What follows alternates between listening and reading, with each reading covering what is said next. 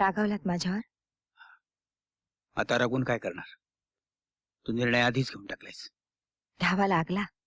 पण यापूर्वी तू अशी कधीच वागली नव्हतीस. आज वागावं लागलं तसं. नाही तर जीवाचं बरं वाईट करून घेतलं असतं तिनं. पण एवढं झालंय तरी काय?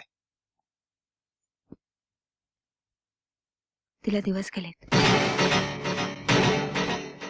काय? आनंदापासून.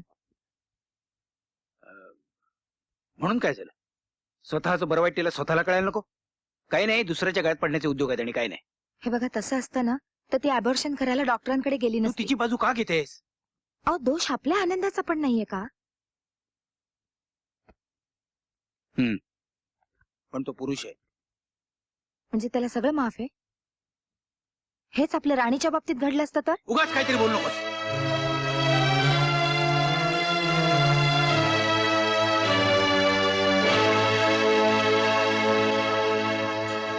पोरं कट केल्यासारखी वागतायत. आपला जराही न विचार करता. त्या राणीमुळे गरुडा पुढे नाक घासावं लागलं. या आनंदमुळे. अहो, चालायचंच. काय चालायचंच?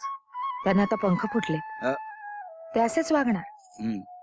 आपणच त्यांना सावरायला हवं. आपण सावरूया त्यांना. मी आहे ना तुमच्या बरोबर.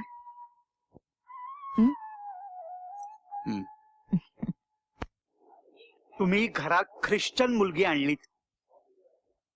तिला आम्ही सून म्हणून स्वीकारली. कळलं? ते मला मान्य नाही. कळलं का? का म्हणजे धर्मबुडव्या घरातली मुलगी आम्हाला सून म्हणून नको. हे बघ, परधर्मातली असली तरी ती माझ्या घरात आली. तुझा संबंधच काय? संबंध नाही कसा? उद्या तू माझा व्याही होणार, लोक मला विचारणार. हे बघ, फालतू उगाच बोलू नको. काय तुझ्या मनात काय ते सरळ सांग. एक सांगतो, राणी आणि सिद्धार्थचं लग्न मला पसंत नव्हतं तरी सुद्धा मुलाच्या हट्टासाठी ते मी मान्य केलं. पण तुमच्या आता जे काही घरात चाललंय ना ते मान्य करणं म्हणजे. बोल ना, बोल ना. बोलतो ना. हे बघ रघुनाथ, मला 30,000 रुपये हुंडा पाहिजे, बास.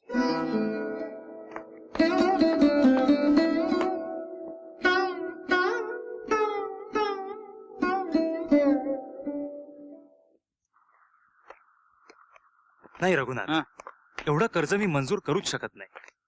हे बघ, तुला मदत करायची माझी पुष्कळ इच्छा आहे, पण कारखान्याचे काही नियम असतात आणि माझेही काही लिमिटेशन्स आहेत.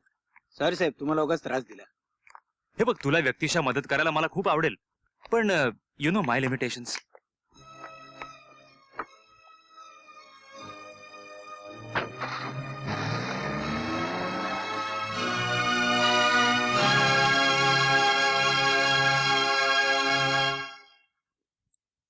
मी एक विचारू? राणी म्हणत होती,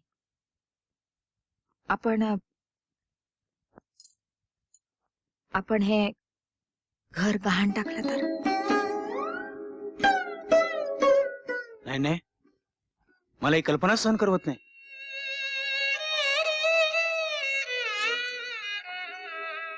वडिलोपार्जित घर गहाण टाकायचं म्हणजे गेल्यातच मना ते. आणि दुसरीकडे कुठे आपल्याला आसरा आहे का? आपा तर आकाश पाताळ एक करतील. एकाच मांडवात दोघांची? अरे वा, खर्च वाचवायचा विचार दिसतोय. नाही, खर्च वाचवणं वगैरे नंतर, पण आधी पैसाच उभा राहायला पाहिजे ना. बरोबर आहे. फंड, सोसायटी सगळं वापरलं तरी पुरेसा पडेल वाटत नाही मला. तुझ्याकडून काही मदत झाली तर. हा, बोल, किती लागतील?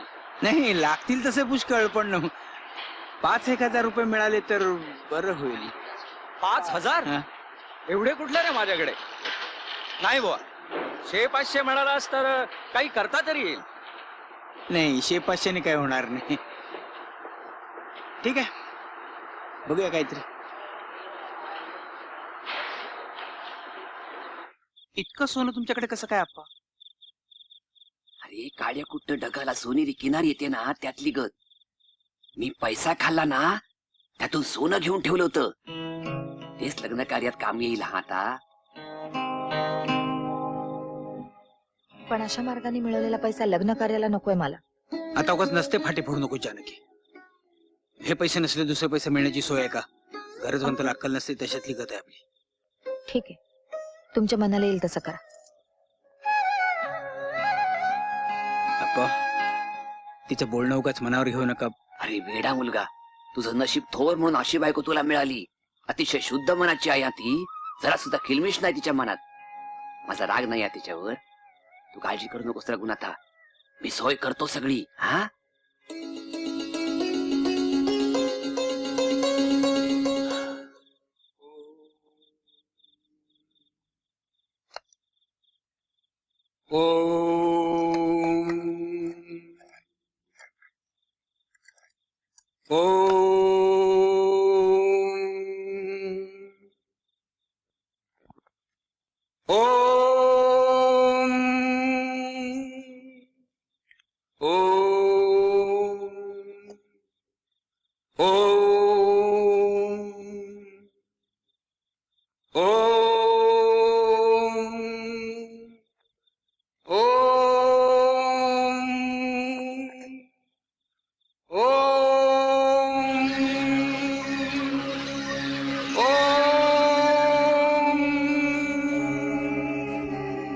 स्वामी, माझी आयुष्यभराची कमाई हा आता करा बघू दुप्पट.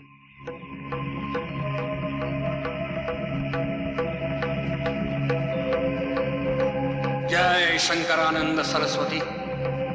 चंडिके चामुंडे चक्की तुगम हरिपणगम पणगम चक्किन केशव चक्की केशव चक्की केशव तु चक्की केसिया चक्की आगच्छतु भवान् आगच्छतु भवान् आगच्छतु भवान् आगच्छतु भवान्. ओम ह्रां ह्रीं क्लीं क्लां ह्रां ह्रीं क्लीं क्लां.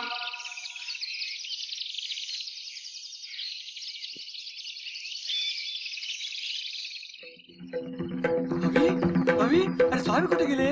अरे स्वामी कुठे आहेत? अरे रघुनाथा, रघुनाथा, अगो जानकी. अरे काय झालं अप्पा? काय झालं ओरडायला? स्वामी कुठे आहेत? अरे घात झाला रे, घात झाला. काय झालं? उडालो, पार मेलो, रस्ता चढायला गेलो. अरे तो स्वामी माझं सगळं सोनं घेऊन पसार झाला. पसार झाला? त्याने पोलिसात जाऊन वरती नको नको, पोलीस नको. सगळा खाल्लेला पैसा. माग एकदा झडती घेतली होती घराची, त्यांना काही मिळालं नाही. आता विचारतील एवढं सोनं आलं कुठून, काय उत्तर देऊ? तुरुंगात झाडतील मला. हा बापाचा माल गपापर्यंत नेला, फिर्याद करणार कशी?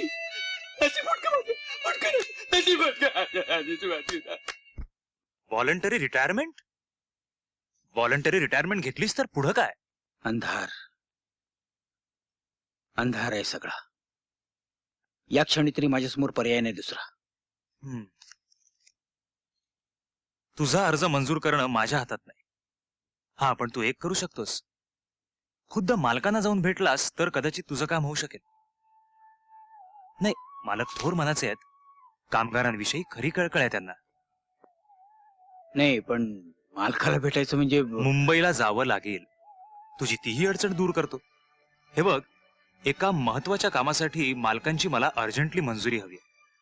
ती सगळी कागदपत्र घेऊन मी कुणाला तरी पाठवणार होतोच. ते तुलाच पाठवतो. ऑफिसच्या कामासाठी गेलास की खर्चाचा बोजा तुझ्यावर पडणार नाही. त्याशिवाय मालकांची हमखास भेटही मिळेल. मी जन्माचा ऋणी आहे साहेब आपला.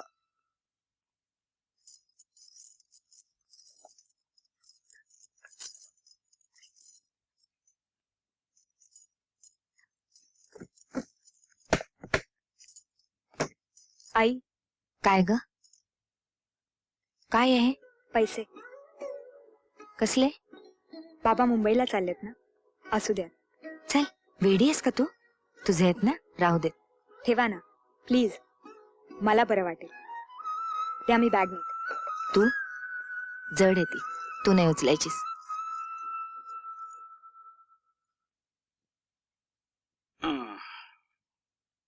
लवकर या हा बाबा. हा, 2 दिवसात परत येतो. गेलो की आलोच. काय? हे घ्या. हा? तुमच्या ऑफिसचे महत्वाचे कागदपत्र एका प्लास्टिकच्या पिशवीत ठेवलेत. हा. तिकीट आणि पैसे पण त्यातच आहेत, हा. नाहीतर टीसीएलआर गोंधळून जाल. कमाल आहे तुझी. आणि हे घ्या वर खर्चाला. हे काय? सूनबाईने दिले. कशाला? काय गरज होती त्याची? असू द्यात ना, तिला बरं वाटेल. निघतो मी. आपा, आपा नमस्कार करतो. यशस्वी हो.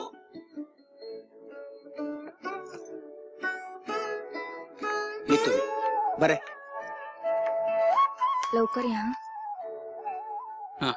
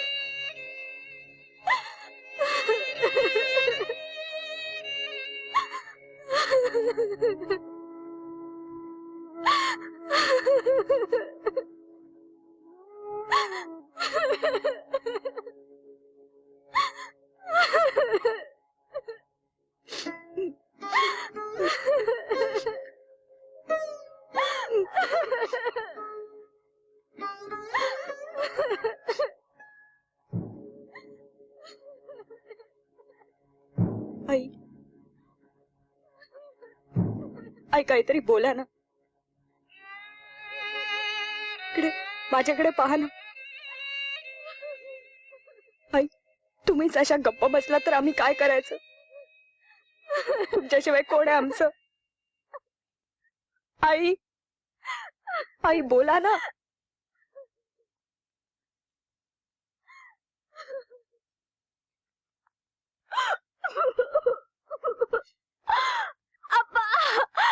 आप्पा आई वगैरे काहीच बोलत नाहीये. मला फार भीती वाटते आप्पा तिची. तुम्ही सांगा ना तिला. आप्पा तुम्ही सांगा ना तिला. आप्पा आप्पा तुम्ही सगळे सगळे असे वागला तर आम्ही कोणाकडे बघायचं. आम्ही काय करायचं आप्पा.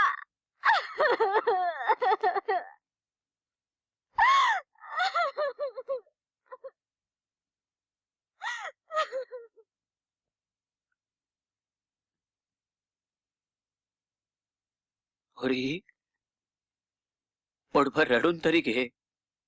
मनाचा भार हलका होईल तेवढाच. नशीब करंट मुलाच्या हातून बापाचे अग्निसंस्कार व्हायचे. मुलाच्या मरणाची बातमी ऐकणं नशिबी आलं. देहाचं शेवटचं दर्शन सुद्धा झालं नाही. मला एखाद्या बेवारशासारखा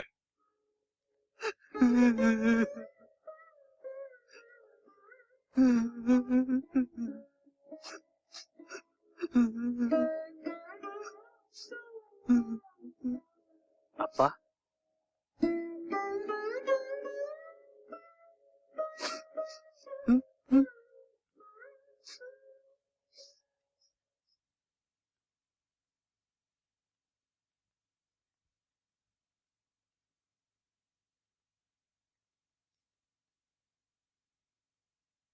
ताई फार वाईट झालं.